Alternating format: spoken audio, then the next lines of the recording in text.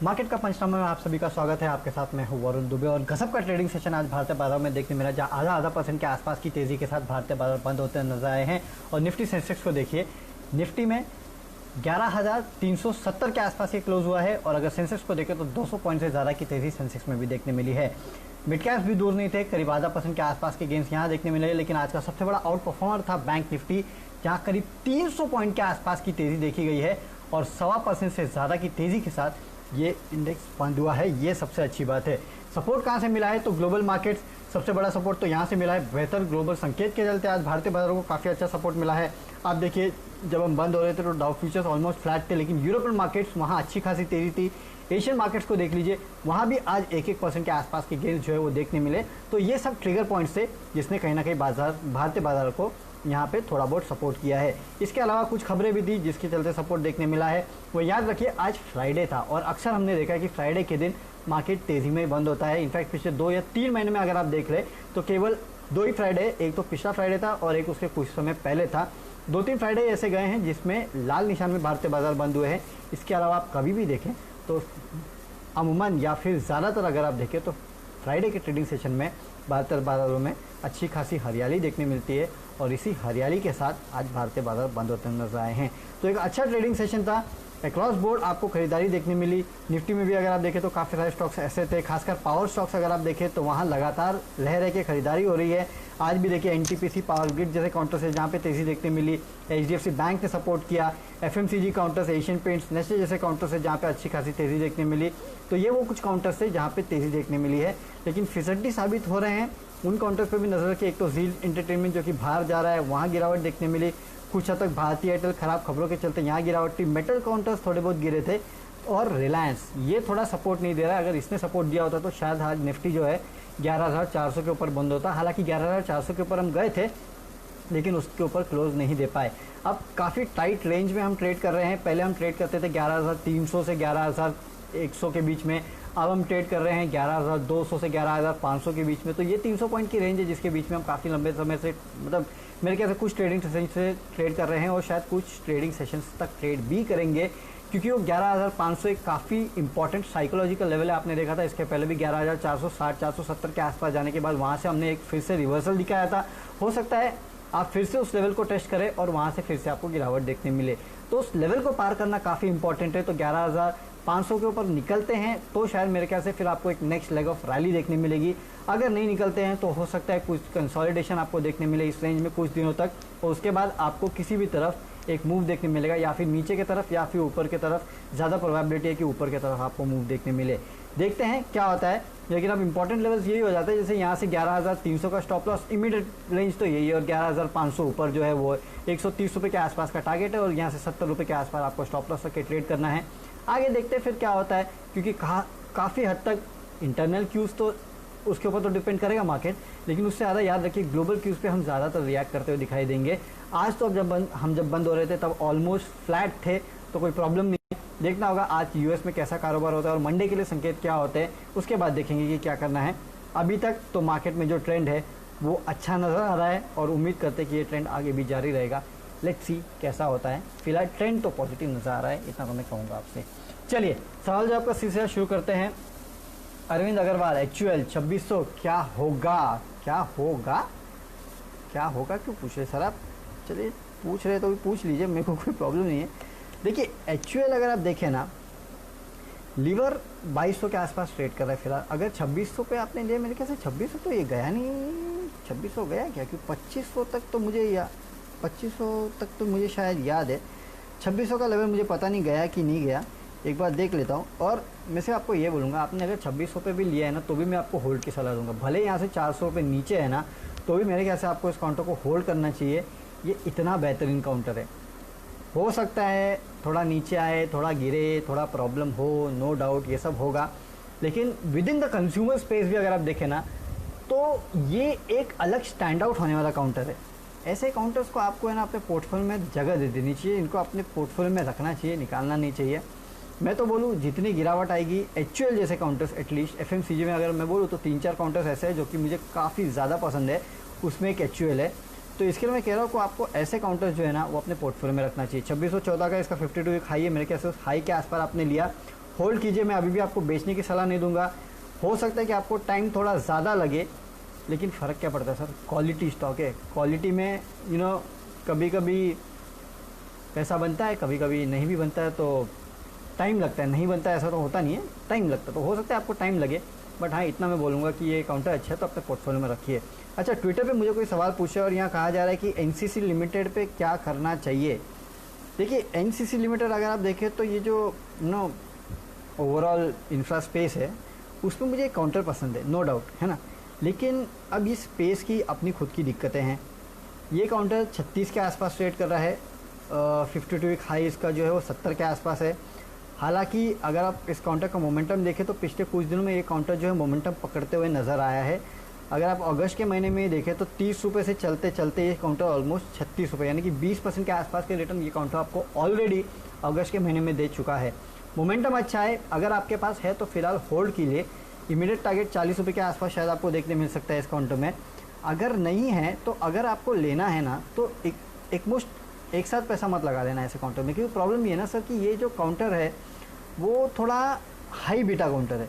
तो अगर धुलाई होनी चालू होगी ना मार्केट की तो इस काउंटर की भी अच्छी खासी धुलाई हो सकती है। इसके लिए मैं आपको कह रहा हूँ कि एक मुश्त पैसा मत लगाइए। अगर है तो होल्ड कीजिए इन लेवल्स पे।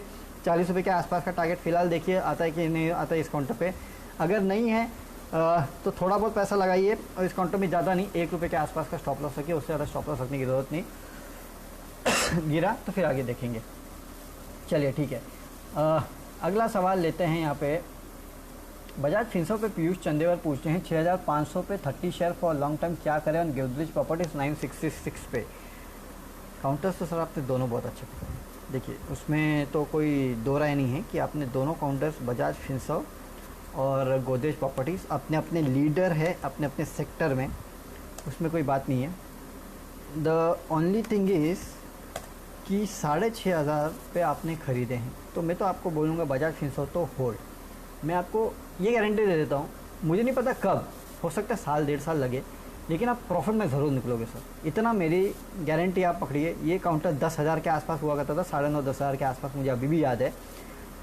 नहीं पहुँचेगा वहाँ तक तो कम से कम 8,000 तो पहुँचेगा, तो यहाँ से आपको 1,500 रुपये के आसपास का प्रॉफिट ज़रूर मिलेगा इस काउंटर में। होल्ड कीजिए, बेचना नहीं इस काउंटर को, याद रखिए मेरी बात। दूसरा, गोदरेज प्रॉपर्टीज़, देखिए रियल एस्टेट ऐसा सेक्टर है ना, उस पर मुझे ज़्यादा भरोसा नहीं, मैं आपको सही बोल देता हूँ। 966 पे आपने ख़रीदा है, 850 के आसपास काउंटर ट्रेड कर रहा है।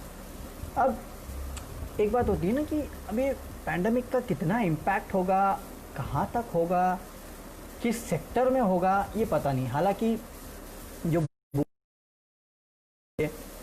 मैं जब कुछ रिपोर्ट्स पढ़ता हूँ तो वो कहते हैं कि लोगों को और ज़्यादा चाहिए होगा, क्योंकि वर्क फ्रॉम होम चल रहा है तो लोग प्रेफर करेंगे कि हमको घर चाहिए और अच्छे लोकेशन पे चाहिए, तो Godrej properties is one of the best for that. कुछ बोलते हैं कि यार कंजम्पशन ही नहीं होगा तो घर वर तो दूर की बात है। तो मिक्स रिपोर्ट्स है, अभी तक किसी को पता नहीं कि होगा क्या एक्चुअली, तो ये कहना काफ़ी मुश्किल है। हालांकि इस स्पेस में अगर आपको रहना है तो Godrej properties is the best option, लेकिन मैं अगर एक इन्वेस्टर होता तो मैं इस स्पेस में ही नहीं रहता, सिंपल है ना। तो वो मेरे लिए दिक्कत है। अगर आपने लिया है तो मैं अब बेचने की सलाह तो दूंगा नहीं। 850 के आसपास काउंटर ट्रेड कर रहा है, अपने लेवल के लिए रुकिए सर, देखते पीयूष जी क्या होता है, बट हाँ अपने लेवल के लिए रुकिए। मुझे नहीं पता है लेवल आएगा कि नहीं आएगा, आएगा तो कब तक आएगा। अगर इस स्पेस में तेज़ी आई तो सबसे पहले इसी का लेवल आएगा, लेकिन इस स्पेस को लेकर मुझे चिंता है, इस कंपनी को लेकर चिंता नहीं है, स्पेस को लेकर चिंता है। इसके लिए मैं उतना कॉन्फिडेंट नहीं हूँ कि आपका 966 का लेवल आ सकता है कि नहीं। बजाज फिनसर्व तो एनी टाइम होल्ड है ना। अगला सवाल अब लेते हैं।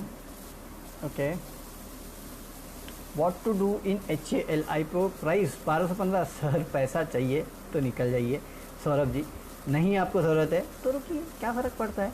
देखिए मैं आपसे हमेशा एक बात कहता हूँ, इस प्लेटफॉर्म पे मैंने काफ़ी बार ये कहा है कि एक होता है कि कंपनी के डायनामिक्स चेंज होते हैं, है ना, तब वो स्टॉक चलना चालू होता है तो आप देखते हैं कि 30-40% चल गया, 50% चल गया, फिर हम सोचते कि अरे चलो ठीक है अब पैसा निकाल लेना चाहिए, क्योंकि हमें तब समझ में आता है कि ओके ठीक है हम एक कंपनी के डायनामिक्स को समझ सकते हैं। लेकिन जब एक सेक्टर के डायनामिक्स चेंज होते हैं ना तो उसको पकड़ना काफ़ी मुश्किल हो जाता है, और ये अंदाज़ा लगाना उससे भी मुश्किल हो जाता है कि इस सेक्टर में कितने बड़े बदलाव होंगे, उसका फ़ायदा किसको होगा और किस लिमिट तक होगा। उसमें होता क्या है ना, इट्स एंडलेस।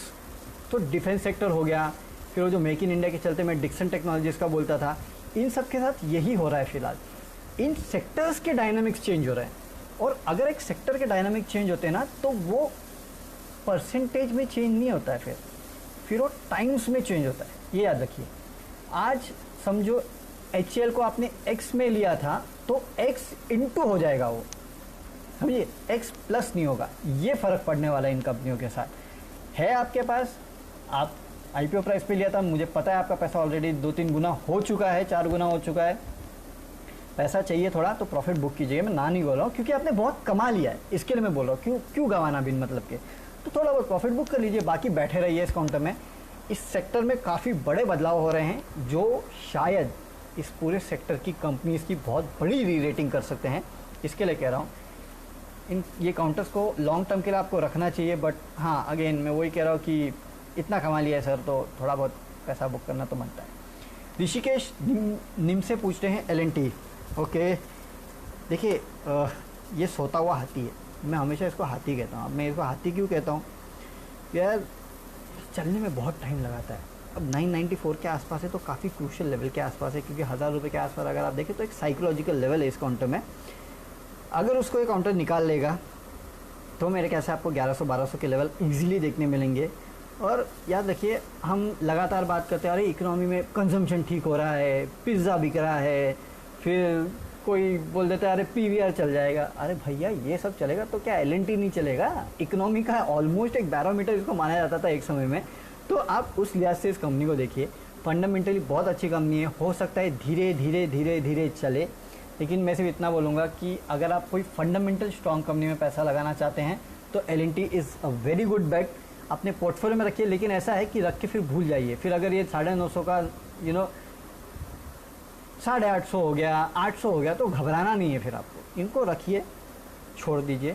मैं इतना पक्का मैं बोल सकता हूँ कि ये 1000 का 1500 होगा, टाइम लगेगा, लेकिन 1000 का 1500 होगा। अगर 50% रिटर्न आपको ये काउंटर 3 साल में भी देके जाता है, सर क्या ख़राब है?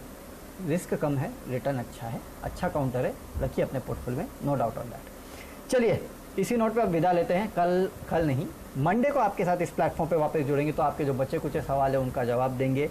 और सुबह 7 बजे हमारे साथ जुड़ेगा तो आपको बताएंगे कि ग्लोबल क्यूज़ कैसे हैं, इंडियन मार्केट्स पे उसका क्या इम्पैक्ट है, इंडियन मार्केट्स को कैसे ट्रेड करना है, और कौन से इंपॉर्टेंट वो लेवल्स है जहाँ पे आपको नज़र रखनी है। तो मंडे सुबह हमारे साथ जुड़ेगा।